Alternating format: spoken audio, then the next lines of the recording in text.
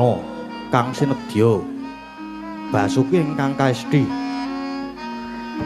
marwakane carita Surat Saratri sinartan sesanti luhuring kagunan hangesti kuncaraning bebrayan adiluhunging budaya kinarya hanyembuh drajating bangsa kira tekeng Duksina wayang Purwa Sembada dadya tuladha hambangun jiwa utama mamardira ing tata krami pramila pantes lamun winastan kagunan suraos tontonan lan tuntunan dongeng gunung emus rasa yen linaras saya karaos mulat sari rohang rasa wani proing diri rasa rumangsa ngrumangsani lir jarma ngilukaca jarweh wis dinakup caing carita ala becik wis gumelaran jroning pakliran yaiku kang sejati nawirsani pagelaran Ringgit Purwa Surya Candra Darumi Kartika pinurba kudrating kang kawasa sari radirang Tribawana para ing tenging Duksina gilir gumanti tanpa kumba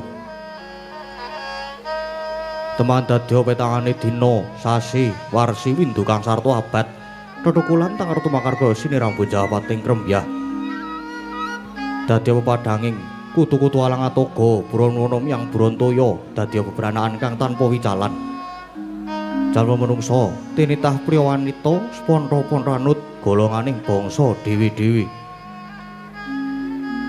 Hanegir Budita ingkang kaeku adi dasa purwa eka marang sawijadi linuwih dasa 10 purwa marang wiwitan senadyan kathah titahing dewa ingkang sinungga ing pradiwi kinasungane ngakasa kinawiting samudra rajak sami anggana raras nanging datan kadya ingkang berupiting dalu samangke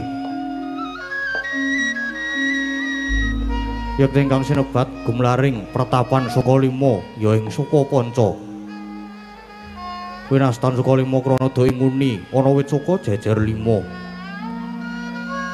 Amatesna kirarya pambukaning kandha Saratri mangke awit ngupaya negari 100 tanantuk kalih nadyan sewutan jangkep sadosa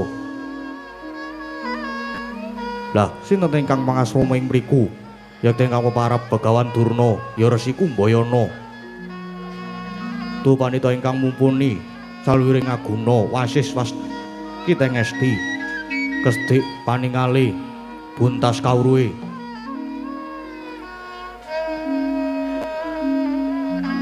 Lujuri sajuga sang tapa nedhangipun lenggah wonten ing pendhapi Sukalima kadhep sowanipun ingkang putra Bambang Satama kedadak nampi rawuhnya pendhita saking pertapan Talkanda nenggih sang Mahatma Resi Wara Bisma ya sang Dewabrata mila daya-daya den acarani dadi mangkono pangudasmaraning indriya ingkang dereng kababaring lisan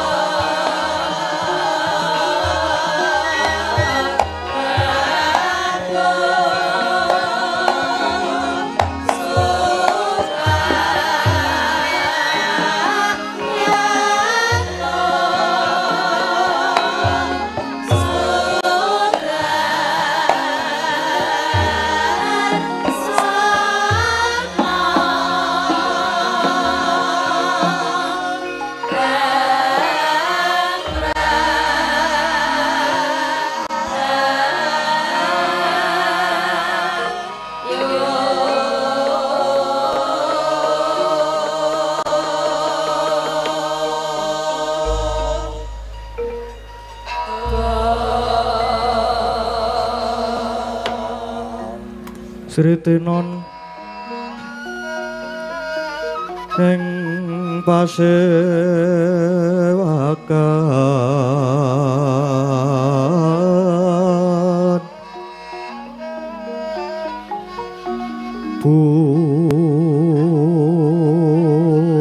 busana maneka warna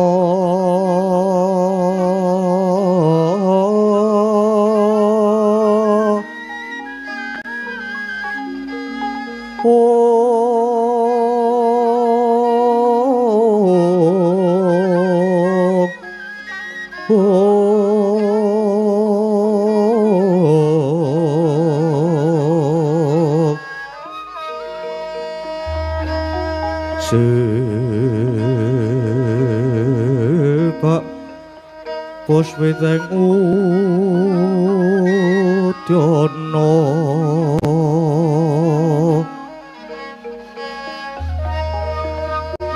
miyang panjerah sarwa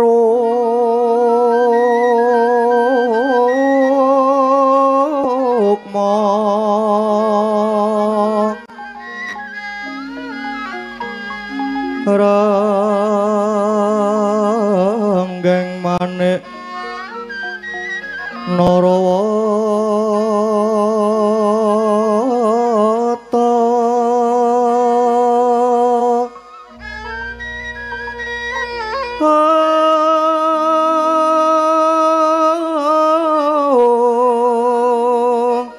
ana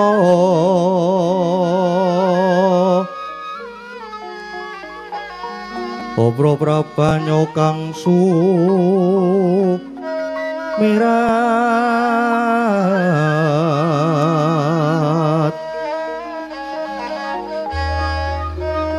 kenyaring tejo kaliwaran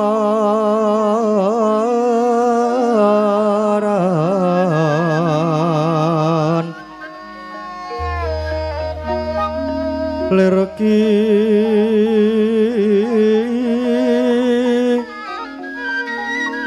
lat sisiring dadet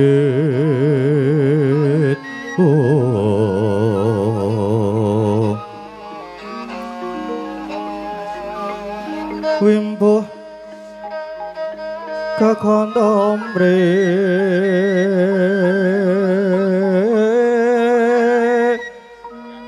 ingin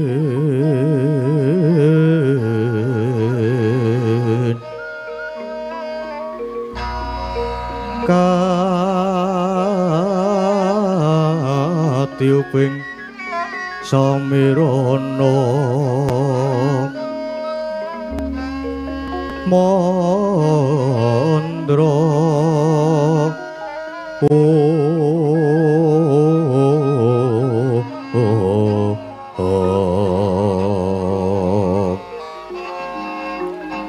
saparon mangambar kungas ngebeki madyaning pasewakan tandya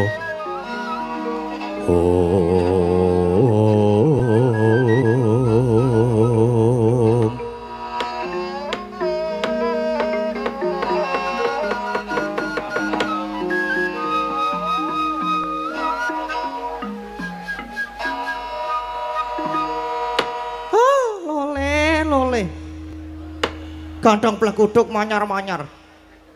Anakku nggih rasa tama. Dawuhna marang para cantrik-cantrik saka lima supaya padha sumene. Merga iki pertapan saka lima nampa rawuhe pepunden pendhita ing Talkanda. Kurawa bakal ngacarani panjenengane ingkang winantu ing pakurmatan ya Sang Adi Penemban Begawan Bisma Satama.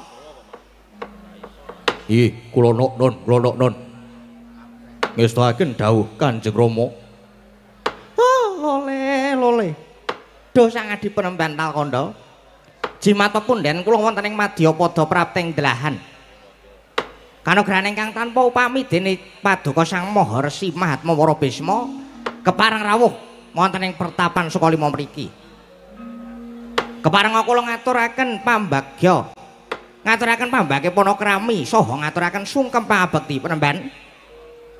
Kung Ilahing astu nama sidam mugi rahayu sagung tumuwuh Resi Durna. Yo antuk pamuji mulan kasembuh payamaning Hyang Agung lulus raharja praptaku ana ing pertapan Sukalima. Mung wae astutiku katur ana ngersamu. Oh inggih. Sangat anggen kula mundi mugi dadosna jimat paripih caya nur cahya tego kayuanan. Lajeng cumadong dawuh wonten wigatos ingkang kados pundi? Dene paduka kepareng rawuh wonten padepokan kula suawi lajeng kula aturi paring dawuh. Kula sampun samapta nilengaken karna manglongaken jangka. Murih terwaca anggen kula nampi sabdanipun Hyang Adi penembaning Talkanda. Andra ingkang puspita rum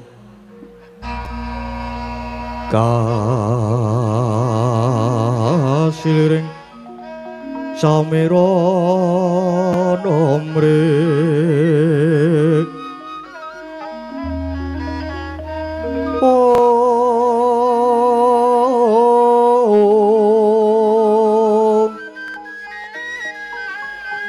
sekar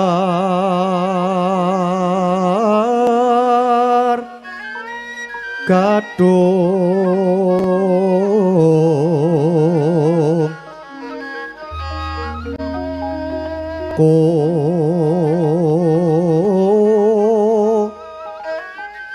ngas kandanyo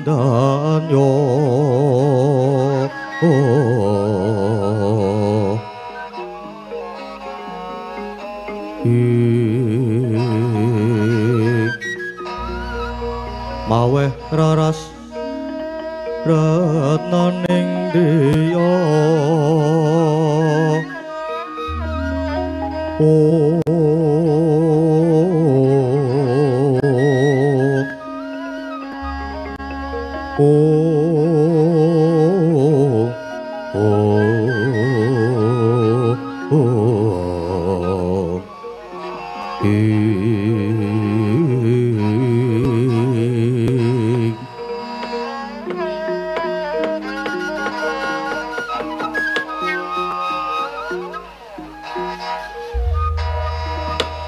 Ilahing astu nama sidam Resi Durna adoh saka Talkanda aku prapta ana ing pertapan ya ing padepokanmu iki kejaba tuwi kawidatanmu aku mung bakal miterang merga yen tak sawang-sawang putu-putuku pendolan Kurawa sawise wis 3 taun puruhita marang sliramu wis akeh undhak-undhakane racak ya wis padha pinter ulah kridaning adilogo ngembat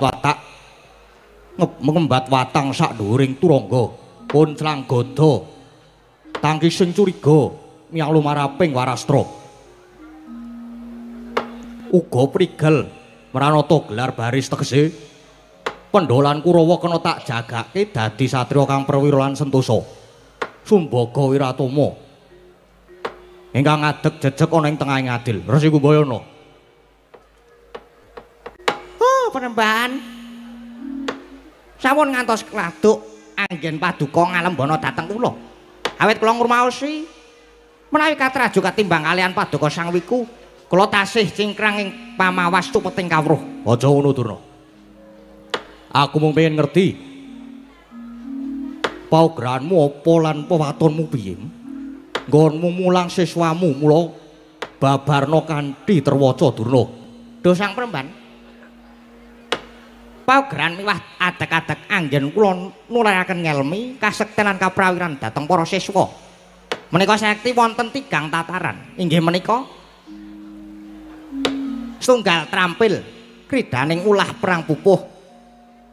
Ingkang angka kalih ngrembakaning nalar tumangkaring pambudi. Lajeng ingkang angka 3 lungiting pangesti. 3 perkara kuwi. Inggih. Babare kepiye? Sepisan trampil ulah gegaman guna kasantikan lan keprajuritan menika pancen dados ancasing gegayuhan nanging sejatosipun sedaya kawruh kaprawiran kala wau menawi kinarya anggebyur telenging paperangan cektosipun tanpa daya. Menawi mboten kanthi linambaran tumangkaring pikir muluring pambuti senadyan sekti mahambara paribasan otot kawat balung wesi tangih kuwi ngraosaken mengsah menawi mboten linambaran peteng ingkang permati. Mangka sagedipun metang kedah mulur nalaripun lan jembar wawasanipun menika. Banjur siswa gayuh kawruh kok kudu linambaran lungiting pangesti kuwi sing mbok karepe kepiye? Penemban lungiting pangesti menika dados pancatan anggukah dhateng daya luwih ingkang dumunung wontening sarandunging angga jer daya luwih menika ingkang nemtokaken ungguling kaprawiran olah kridaning perang lan guna kasantikan.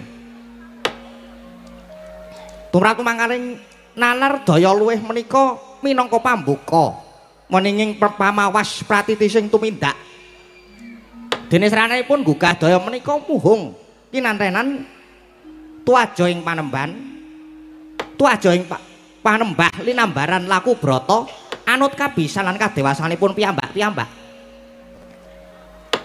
Menawi sampun kuwi anggayuh tataran menika ateges para siswa kula saged njumbahaken lakuning lahir lan batin. Ingkang dados tok sumbering aji jaya kawijayan niku bebasan ingkang cinipta dadi sinedya teka. Duh Sang Resi. Oh, sasampunipun kula babar cacahan anggen kula mucal dhateng wayah Paduka Pandhawa lan Kurawa. Samangke lajeng kula aturi nintingi menggah leres lan lepatipun. Menawi patrep kula dados guru menika kirang pranani ing penggalih Paduka. Monggo kula aturi paring pidana dhateng kula pun Durna Penemban. Sigra-sigra yen permana ganca sigra ngraketa nawang sesangka.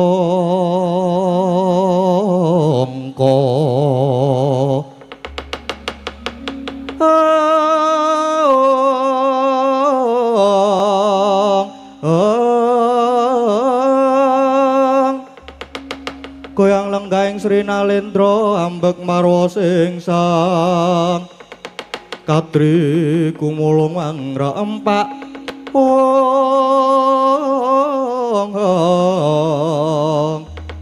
Katri kumulung mangrempahing wadya kurta kurore kakiri-kiri kurta kurore kakiri-kiri kumregut pakut mangajab Om Ilahing astu nama sidam bejo kemayangan dini putu-putuku pendolan Kurawa winengku dening Dwija ingkang lebda ing reh agalan alus Resi Durna suka bombonge atiku bebasan kajugrukan wukir sari kalepan samudra madu persasat kaya wis ngincipi mulyaning kasuwargan putuku pendolan Kurawa menawa wis tuntas gone gayuh kawruh yakti bakal dadi satriya pepunjuling jagat pepedhinganing janma unusaning titah mula banget ing panarimaku ya Durna malah yen tak wawas sira bisa njunjung kaluhurane trah saptarga lan kawibawane negara Kastina ya nganti kaya ngono nggonmu nglawentah marang putuku pendolan Kurawa banjur saka gedene lelabuhanmu saka kebecikanmu sing kaya ngono kuwi mau nggonmu dadi guru mbok rewangi meres kringet banting raga ngasah marang lantiping pikir kaya ngono kuwi pancen gawean sing ora enteng Durna banjur pinangka tandha piwalesku marang Durna aku kudu kepiye sira bakal nyuwun bebungah apa Resi Kumbayana Nyuwun sewu Penemban nyuwun sewu babar pisan kula mboten badhe angan-wantu kekucah utawi bebana menapa kemawon babar pisan mboten jar menika inggih sampun dados kewajiban kula ingkang pinangka dados guru nanging kula namung gadah panyuwunan sliramu darpe penjaluk apa nun sewu kula namung nyuwun kawigatosan saking para pangarsane praja pejabating negari Gandeng kula sampun pucal dhateng putra-putra Ngastina kanthi saestu nuwun sewu. Kula suwun migatosaken dhateng sekolahan kula menika sepisan. Yang kaping kalih saben-saben sekolahan menika nampi siswa-siswa enggal. Lan saben ambal warsa kula suwun dipun gelaraken kabudayan wujudipun ringgit purwa kados kalenggan dalu menika. Niku kedah niku. Namung menika panyuwun kula, Jar menika nggih kangge dandani budi pekerti jati dirining bangsa. Oh, Durna.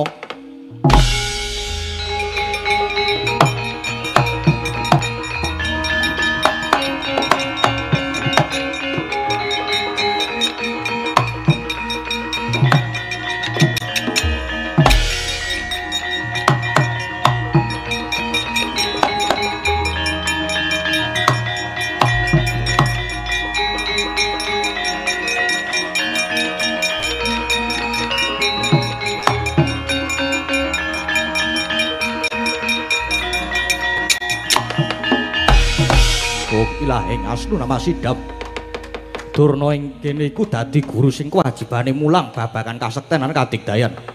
Parandene kowe isih kober mikir marang endahing budaya sing pancen dadi jati dirine para bangsa.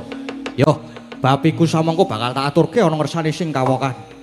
Durna lan gandeng kalenggan iki wis cetha lan wis gamblang paugeran sarta dasarmu nggonmu mulang marang murid-muridmu. Bisma wis ora bakal tida-tida maneh. Mula yen nganti aku mung kesuwen mapan ana kene, mengko mundhak malah mung ngrusui utawa ngregon-ngregoni. Kamangkono aku pamit kundur ing Talkanda. Aku wis lega. Tutukna nggonmu mulang tindakna kautaman sebarna ngelmu ingkang piguna ya Durna. Oh, nggih saged dawuh.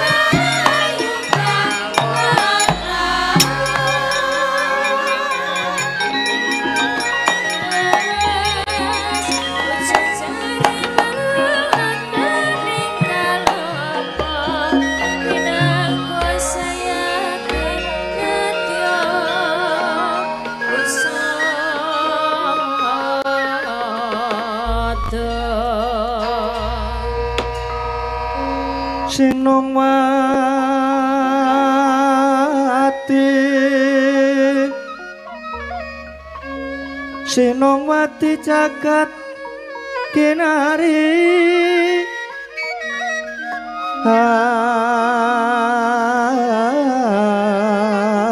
amo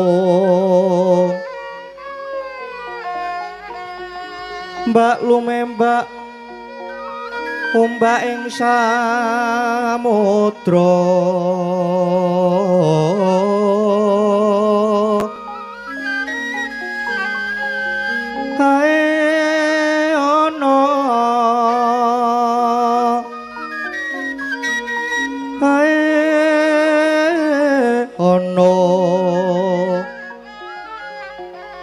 bale lumut ambek ganggeng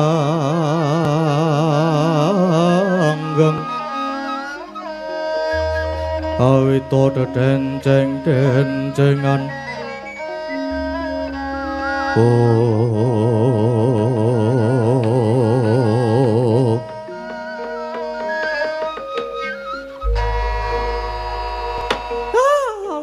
loleh Adi Arasa kuning kang rawuh sami manggih Karaharjata Dipatih inggih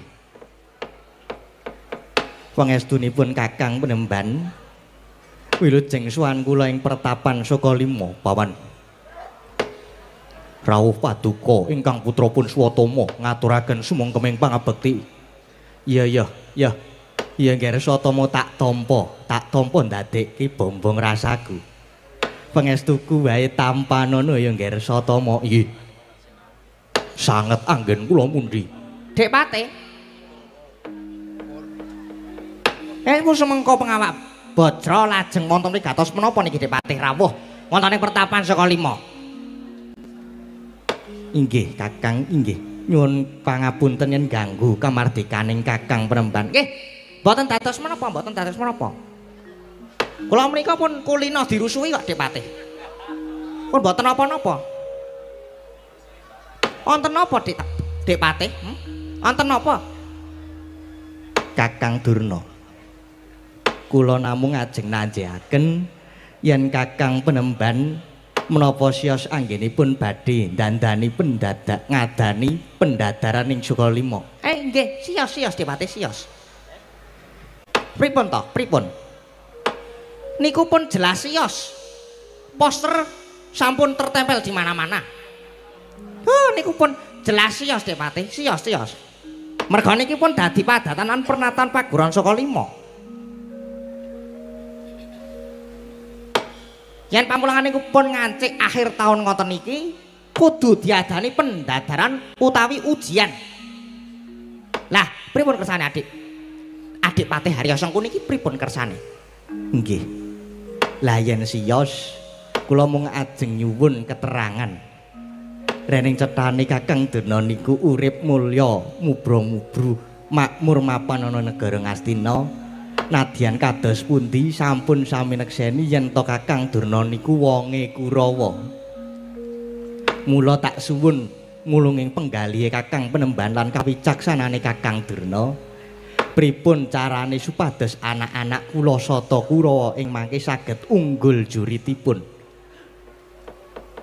Kakang mboten sah dadak wang-wang mangu-mangu yen to Kurawa niku panjenengan damel unggul tinimbang Pandhawa. Ya unggul jurite, ya unggul bijine. Cethane bakal saya pinardawa kamulyanipun Kakang Durna wonten negari Ngastina menika. Pun niku mang penggalih lan niki pun kula betake karemenan sampeyan niki. Niki wonten werni-werni. Niki enten gula teh. Lajeng niki enten rokok nggih enten niki. Mbaku nggih enten, amplope ya kandel. Tur niki nggih amplop awan bengi. Ah, niki pripun Kakang Durna pripun? Mambeksang para marta tu pandhita kang wus limpat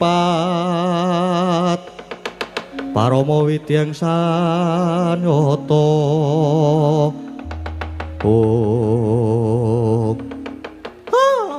Lole Dik Patih. Njur kula niki manganggep guru sing pripun Harom? Ayo saniki oleh-olehe kabeh digawa mulih.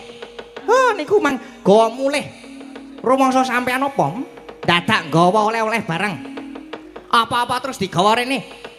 Ayo gawa balik kabeh. Lho, niki niku ki minangka wujud katresnan. Wujud katresnan lan setya bektine Kurawa dhateng Kakang Durna pinangka dadi guru. Ora kena. Biyen jaman aku kaliren wis do meneng wae. Jaman aku ra duwe duit wis do meneng wae. Aku jaman ora duwe duit malah tetep dijilih duit. Tetep disilih duit, diutangi.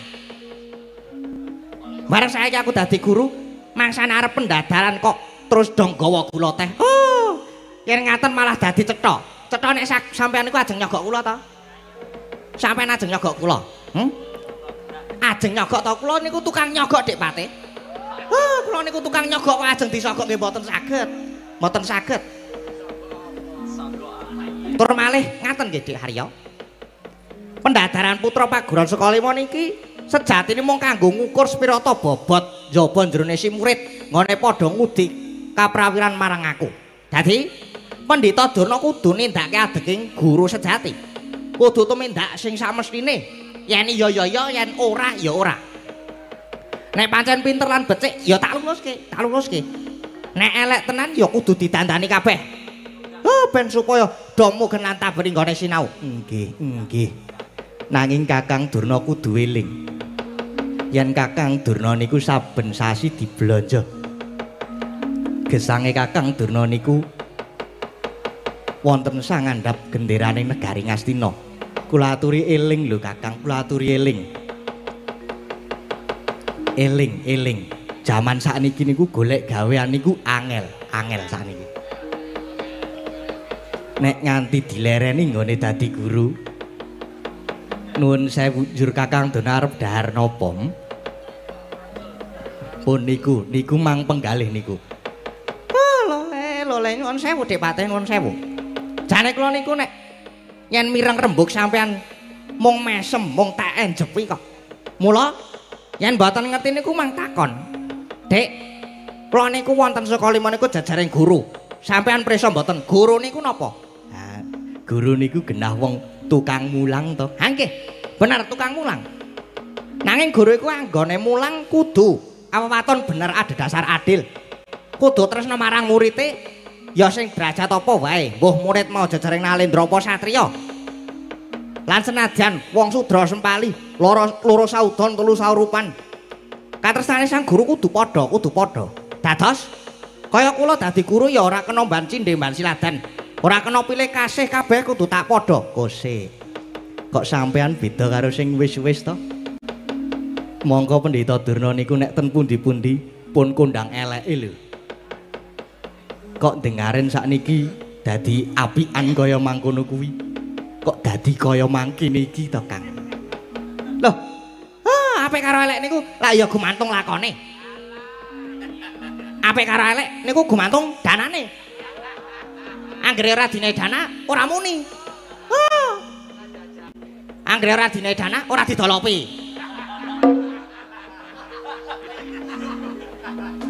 Napa malih? Kula wonten mriki niku kudu nglenggahe pinangka jajaring guru. Dadi aku kudu apik tenan. Pun sampeyan ampun gawe pengaruh ala ten kula. Mang bali, mang bali.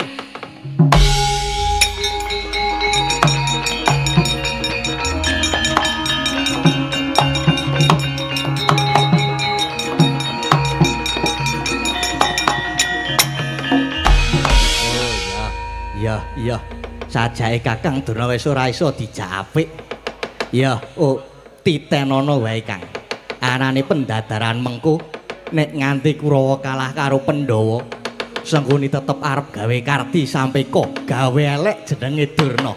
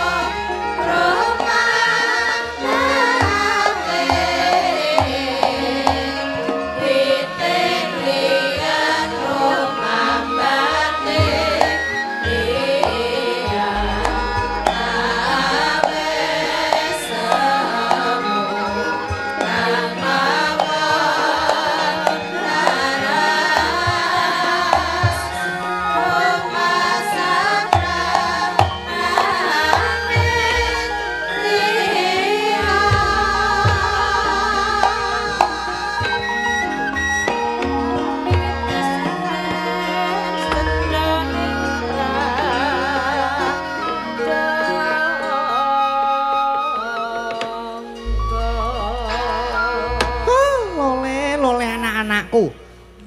Puntasena Permadi kembar. Anak Mas Kurupati karo Dursasana kabeh wae. Ora tak bedak-bedake kula lan Pandhawa. Pancen sira kabeh tak timbali supaya swana ngersanipun bapa. Mapane iki pancen ana rembug wigati ingkang kudu tak andharake marang jeneng sira kabeh. Inggih. Lajeng cumadung dawuh Rama Penemban nggih. Kados pundi Bapa Penemban? Ngene ya, Nger. Lan kabeh wae iki pendhataran Sivasaka 5 wis tumapak wancine. Sedhela meneh bakal tak ayati mula kabeh wae supaya padha samapta sawega lair lan batinmu nang tetandingan iki mengko ana pernatane. Ya iku siji. Pendhataran iki kudu dudu papan memungsuhan sejati nanging iki mung mligi kanggo dadar sepira undu-unduane nggone padha mbeguru. Loro. Sing melu iki ya mung siswa-siswa paguron saka 5. Liyane murid saka 5 ora kena melu. 3 diwenangake padha pamer keprigelan, kepinteran, kadigdayan lan ulah gegaman. 4 kena gawe lara nanging ora kena gawe pati. 5 adu karosan kudu ijen padha ijen ora kena keroyokan. 6 kabeh kudu jujur, ora kena goroh ing bab cacahan apa wae. 7 nggone tetandingan yen sing siji wis rumangsa kalah ora kena diteter. 8 gaman sing digunakake ora kena dicampuri wisa. 9 sadurunge padha tanding iki mengko ora kena mendem. Ora kena mendem. Kae mburi dhewe kae. Dursasana ki biasane wis nyepake. Waduh, konangan tuwas tak campuri bensin. Tak campuri pertamak terus mulek-mulek. Bul ra oleh wah pahit. Ora kena Dursasana ora kena. Nger, yen sekirane padha cetha, nggone padha nampa dawuhku. Iki mengko tumule enggal padha tindakno manjenge glangkang payudan. Durnaina panalinganira lumacaring ratri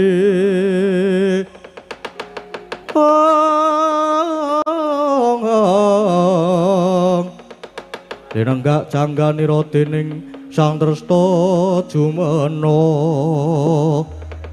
Oh inggih kados sampun terwaca dawuhipun Bapa Guru. Wahya ngestake dawuh Durna bapakku, Durna guruku. Mbok pilih tasih wonten dawuh malih Bapa Penemban. Pendhataran iki kawitan sekolah panah utawa panahan. Kae ana wetan manuk emprit sing wis tak tangsangke ana ing wit kendayaan kae nuli panahan.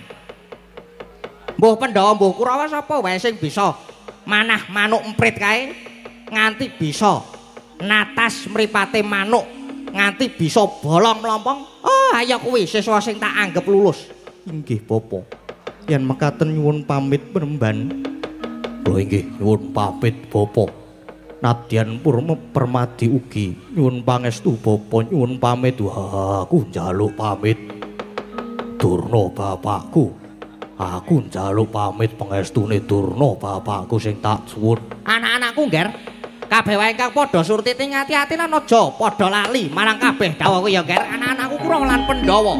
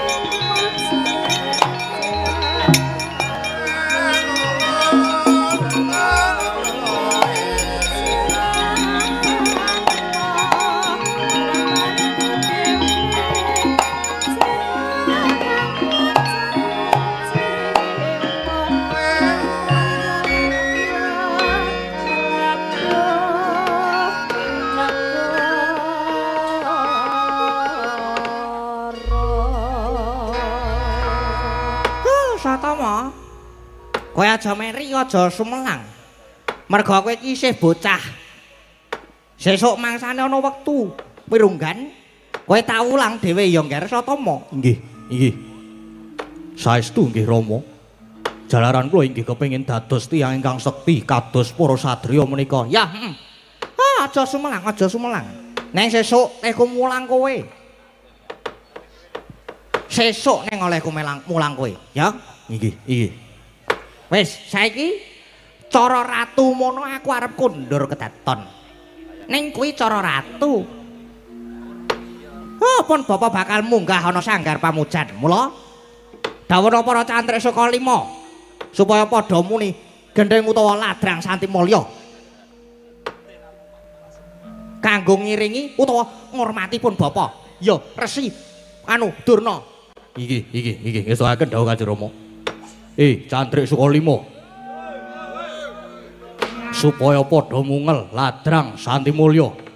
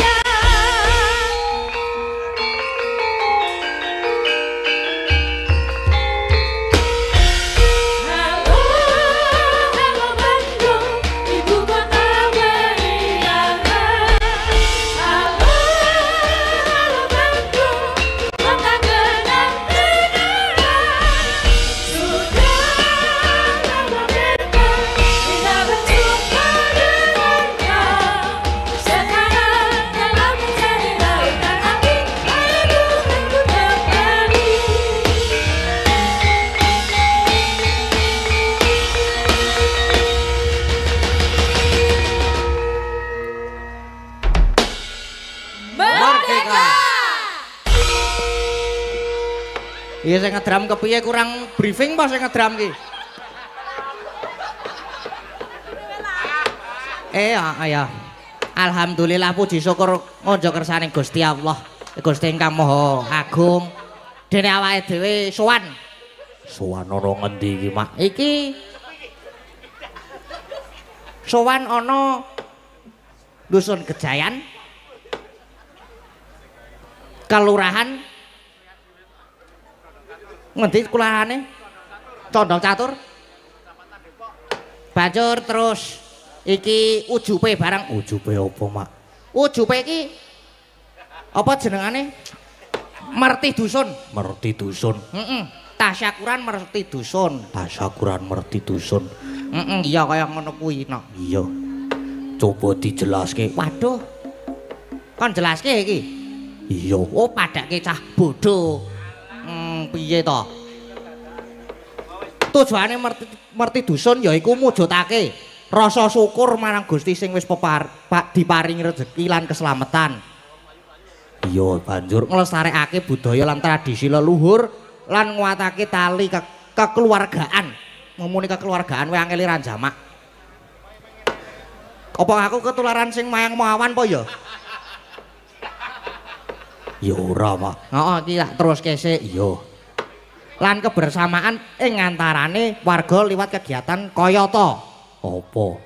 Kayata upacara adat, donga lan gotong royong kanggo nuwuhake masyarakat sing rukun lan sejahtera. Iya, Mak. Banjur Apa? lah yo teruske wong naskahe isih akeh. Oh iya, Ding. Terus tujuan utama, iki tujuan utama, Nduk. Iya. Tujuan utama Merti Dusun ungkapan syukur. Ungkapan syukur.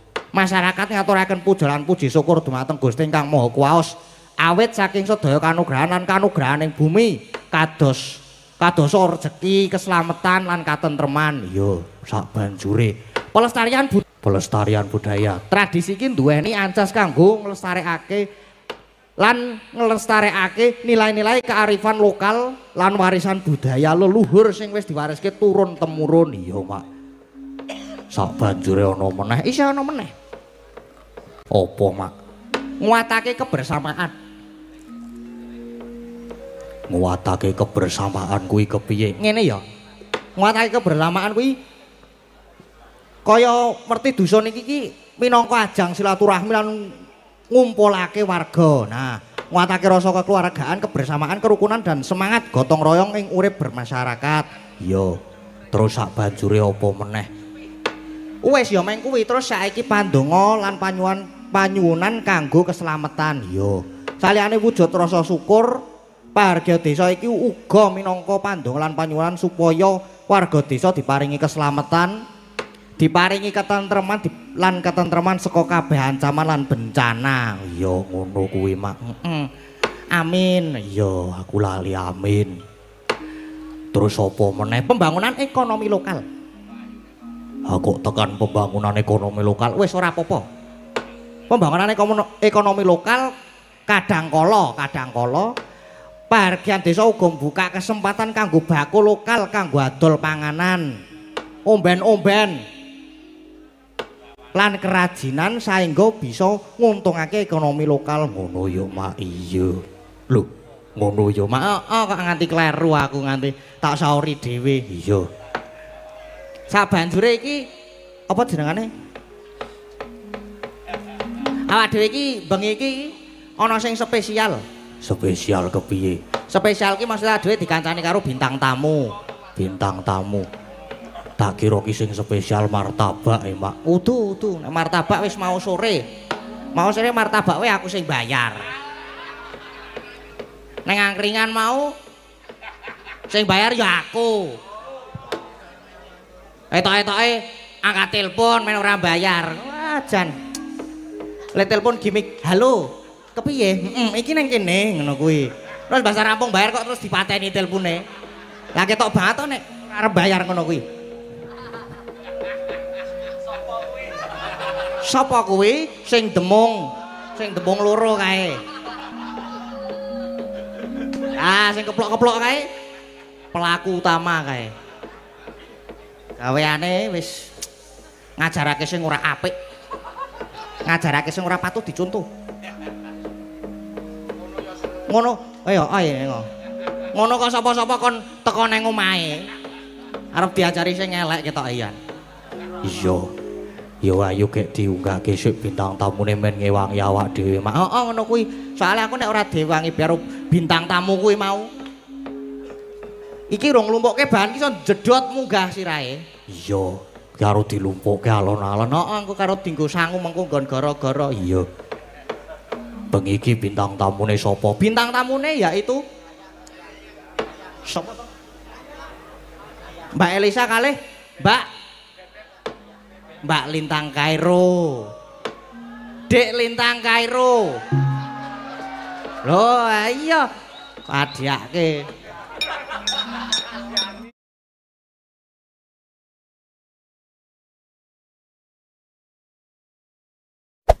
Hey there.